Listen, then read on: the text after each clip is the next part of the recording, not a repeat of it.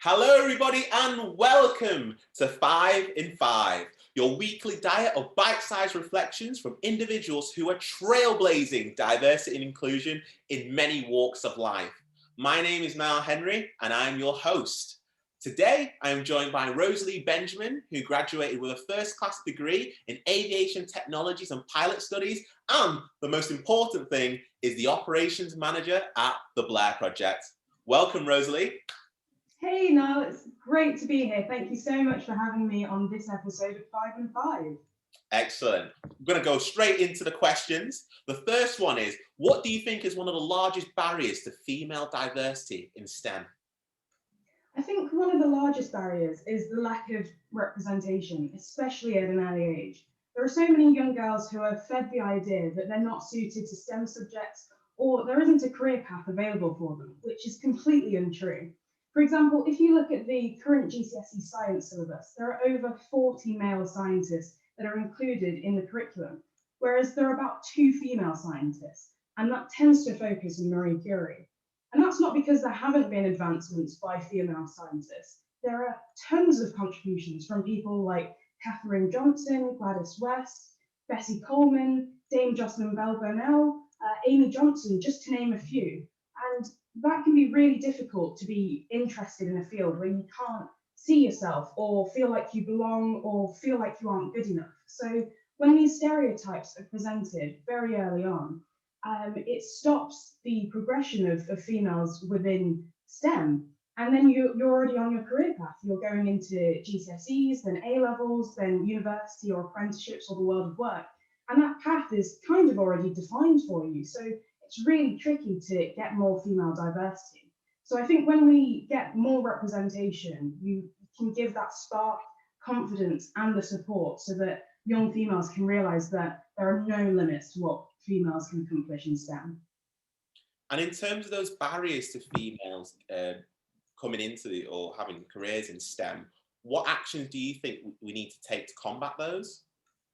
I think introducing truly representative role models as early as possible to continue normalising women in STEM and the possible career paths available is really important. Allowing young students to relate to women in various fields and helping to break down some of those negative stereotypes that are attached to STEM. Relatability and representation are really important. And the only way to make it really work is when it becomes second nature. So being able to see a Black female aviation individual or physicist, or someone who's from an Asian or minority ethnic background, or a female with disabilities, or someone from the LGBT community, seeing that truly diverse array of individuals succeeding in STEM fields infuses a sense of belonging and inspires the next generation. So with the growing number of females taking STEM industries by absolute storm, hopefully we're on the right path to normalising women in STEM. And so what development in STEM excites you right now? Well, as you said, I'm a graduate of Aviation Technology with Pilot Studies, so I'm keeping an eye out on the aviation industry, even though it's taken a little bit of a hit during the pandemic. And the pandemic has actually given a really good time for reflection and the opportunity to learn from such a significant hit. I'm really excited by the developments within sustainability, as it's vital that all industries are looking at creating more environmentally friendly practices. So whether that's looking at electric propulsion systems or looking into the uses of hydrogen as air vessel with their Project Ascend, and that stands for Advanced Superconducting and Cryogenic Experimental Powertrain Demonstrator, which is a really long way of saying that they're exploring the feasibility and various applications of cold electric technology to create low emission aircrafts, it's a brilliant step forward. I'm so glad that the Blair Project is involved in green tech such as hydrogen fuel cells, and I think that the innovative solutions combating climate change are really exciting developments.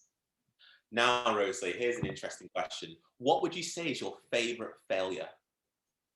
I think that's a brilliant question, especially for the members of the younger generation, as there can be a genuine fear of failure, which can sometimes stop people from trying at all. And that's such a shame because really and truly, the only way to success is through failure. I think one of my favourite failures, or what felt like a failing at the time, was moving home after university.